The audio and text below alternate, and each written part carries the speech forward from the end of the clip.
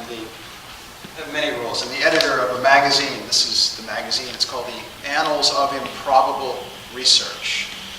And it's got mostly little bits of scientific reports from around the world, from all kinds of fields. Many of these fields I guarantee you haven't heard of, because there are something like 25,000 science journals being published. And that's how scientists communicate with each other officially. How they get promoted, how they get recognized is by publishing in these journals. And there are more subjects in these things than you could dream. On the other hand, with all that stuff being published, and people have measured what I'm about to tell you, the average number of people, not average, the median, so half more, half less, the median number of people who read a published scientific report is 0. It's almost literally true that almost no one, well, it's literally true that almost nobody reads most papers. And there are some cases where it's not clear that the author read it or wrote it. I brought only one copy with me tonight. I'll show you our old distribution method. We have newer methods that I'll talk about in a bit. Mostly I'm going to talk to you about the Ig Nobel Prizes. I'll show you lots of pictures.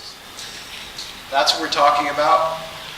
The Ig Nobel Prizes and Improbable Research. Improbable Research is the name of my group, the magazine, and what we do. And improbable, to me, just means it's not what you expect. This is the quality that we're always looking for, that we're interested in the magazine and also in the prizes. Things where, when you first hear about them, they're funny. You almost have no choice. That's just a quality. They're funny.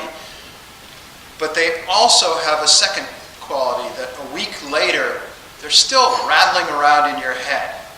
And you don't want to do whatever you're supposed to be doing. You just still want to find your best friend and tell them about them. So that's the quality we're looking for.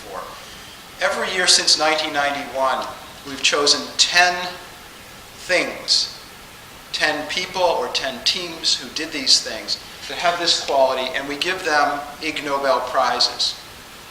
Now, I'll show you some of them. It's 10 a year. Since 1991, we've given out about 220 of these so far. We get something these days like 9,000 new nominations every year. And about consistently between 10% and 20% of those are people who nominate themselves. Those people almost never win. It's very hard to give this quality to something if you're trying. It's almost always a side effect of something somebody was just doing or something that happened to them.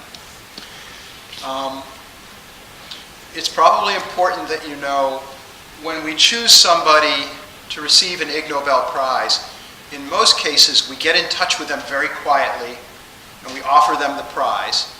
And if they say no, that's it. We never tell anybody. That conversation officially never happened. But I'm happy to report that almost nobody turns down an Ig Nobel Prize. In the cases that do, in case you're wondering, of people who turn down this kind of thing, almost always it's somebody who's young, typically a young scientist.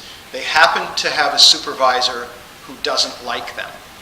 And they're in a part of their life and their career where they just want to get through the next few years and move to a better place. So if they say no, they don't want any attention now, that's fine. So if you are selected and if you decide to accept an Ig Nobel Prize, here's what you get. You get an Ig Nobel Prize.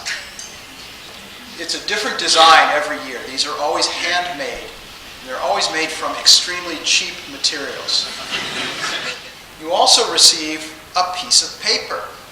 It's a piece of paper that says you have won an Ig Nobel Prize. And this piece of paper is signed by several people who have Nobel Prizes. So it's a nice piece of paper to have. There's a tradition that's grown up among many of the Ig Nobel winners that they'll take their paper home and they'll get it framed nicely under glass, and then they hang it in their home right above the toilet. The other thing you get, the third thing you get, is an invitation to come and join us at the Ig Nobel Prize ceremony. The winners are kept very secret until the ceremony happens.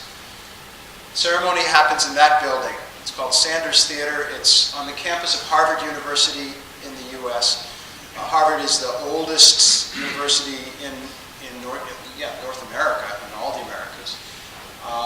This is the biggest and most imposing meeting place there. It fits 1,100 people. This is what it looks like if you're on the stage looking out.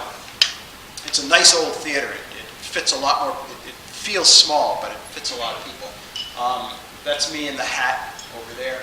And up on stage, waiting to greet the Ig Nobel Prize winners are a bunch of Nobel Prize winners. And that's the heart of the ceremony. Remember, the Ig Nobel winners are secret. Almost nobody knows, including the people who are going to be presenting the prizes. The year this picture was taken, we had 9 Nobel laureates on stage and a bunch of other people. One of them has a name that might be familiar to many of you.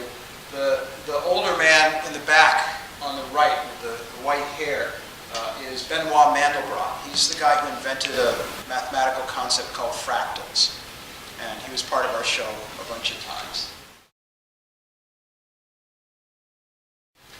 We gave a prize this year in the field of psychology. The Ig Nobel Psychology Prize was awarded to a team of 3 researchers who, between them, are from the countries of Peru, Russia, and the Netherlands. They were honored for doing a study which they gave this title. They call it "Leaning to the Left Makes the Eiffel Tower Seem Smaller." This next picture is a demonstration that we had on stage. Several of the Nobel Prize winners were happy to cooperate in this. This is a picture of one of the researchers who'd flown in from the Netherlands. This is Tulio Guadalupe, originally from Peru. He explained the other 2 had to be in the Netherlands because 2 days later they were both going to get married to each other. And they did. And after the wedding, they sent us this photo from their wedding. And they sent us a second photo as well. The Ig Nobel Peace Prize this year, some people feel the Peace Prize is the most prestigious of the Ig Nobel Prizes, was awarded to the SKN Company of Russia. I think they're not very well known in Russia either. The SKN Company won the Ig Nobel Peace Prize because they convert old Russian ammunition into new diamonds. Here's the president of the company who flew from Russia. He's holding up a diamond. It's not one of the little ones they make. This, in fact, it's not even a real diamond. It's just for theatrical purposes. The ones they make are really, really tiny. The Ig Nobel Prize for Acoustics. I think we've only ever once before given a prize in that category. The Acoustics Prize was awarded to 2 researchers from Japan. They were honored for creating something they call the speech jammer. The speech jammer is a machine that disrupts a person's speech. It does this by making the person hear their own spoken words sent back to them at a very slight delay. And here are the inventors demonstrating their invention at the ceremony. We gave a prize in the field of neuroscience, the study of the brain and the nervous system. Went to 4 scientists who together demonstrated that brain researchers, by using complicated instruments and simple statistics, can see meaningful brain activity anywhere, even in a dead salmon. This is the report that they published. And the reason these people did this on a dead salmon is they wanted to demonstrate to everybody else in their field how easy it is to look at something and think that what you're seeing has meaning, when in fact maybe it doesn't. The Ig Nobel Prize for Chemistry this year was awarded to a man named Johan Peterson from Sweden, He's also from Rwanda, where he's done some work. He was honored for solving the puzzle of why in certain houses in the town of Anderslöv, Sweden, people's hair was turning green. Here he is at the ceremony. As you can see, he dyed his beard green for the occasion. The Ig Nobel Literature Prize, the Literature Prize, was awarded to the U.S. government's General Accountability Office. That's a big national office in the U.S. They won the Literature Prize for issuing a report about reports. About reports. That recommends the preparation of a report. About the report, about reports, about reports. This is the beginning of that report, about reports, about reports. It's a long report. I've read the whole thing. And I can tell you that the whole rest of this report is written in a manner just as interesting and fascinating as the beginning. The Ig Nobel Prize for Physics. The Physics Prize was awarded to 4 physicists. 1 from the US and 3 who were in the UK. They were honored for calculating the balance of forces required to shape and move the hair in a human ponytail. The first report done by Joe Keller, who's much older than the others. He's a senior and revered figure in applied mathematics. It's about something that he noticed one day when he was out walking or jogging on the campus of Stanford University in the US where he works. Somebody in front of him, walking along or jogging, had a ponytail, and he noticed that the person's head was essentially moving up and down, all vertical.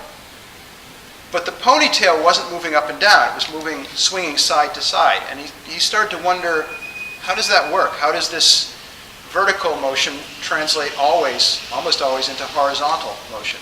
He went back and he started to write some equations. And when somebody writes equations, if they know what they're doing, all they're doing is writing down a description of what they saw. And he worked through what this description implies, and he realized, oh, there's a reason, and that's what this paper is about, that happens. So back in 1999, the Physics Prize, half of it went to Len Fisher, who's based at Bristol, and also in Australia, like somebody else here. He won for calculating the optimal way to dunk a biscuit.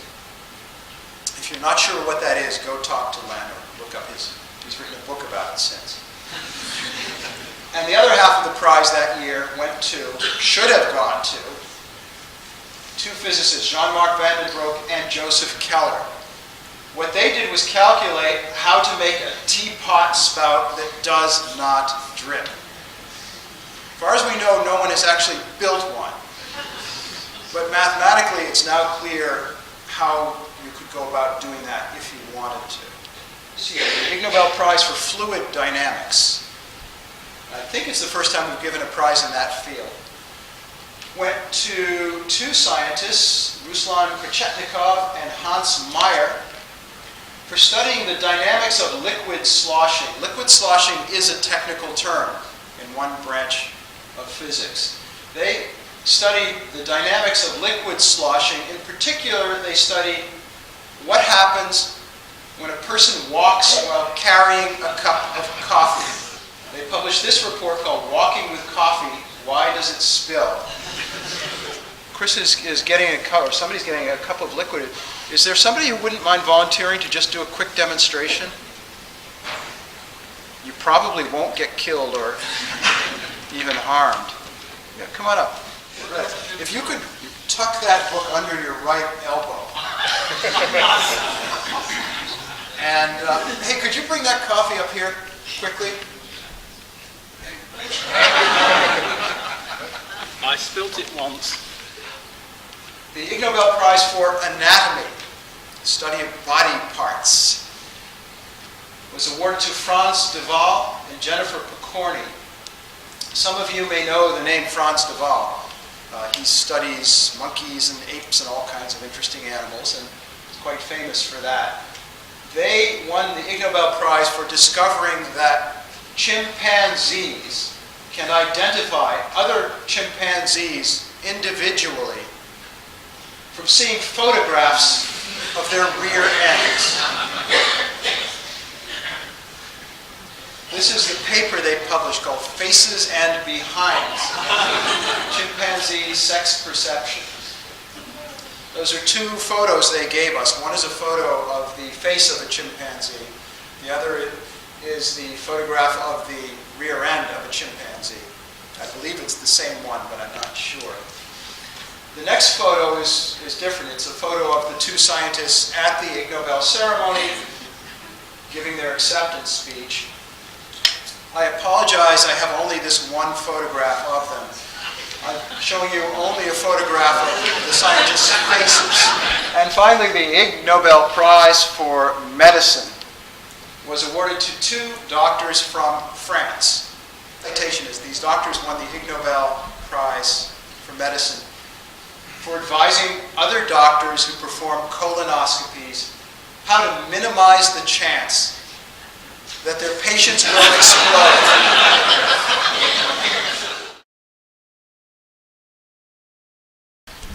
Starting last year, there's a French television production company, makes science documentaries, makes very good ones.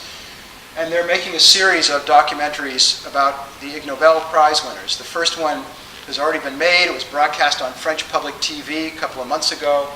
And there are a bunch more coming. These are some pictures from it. The woman here is now based at Imperial College in London. Her team won an Ig Nobel Prize a year ago. They did some experiments to see what are the effects of having a full bladder on the quality of somebody's decisions. Also starting this year, this coming September, working with the same production company, the ceremony is going to be telecast live on network TV around the world.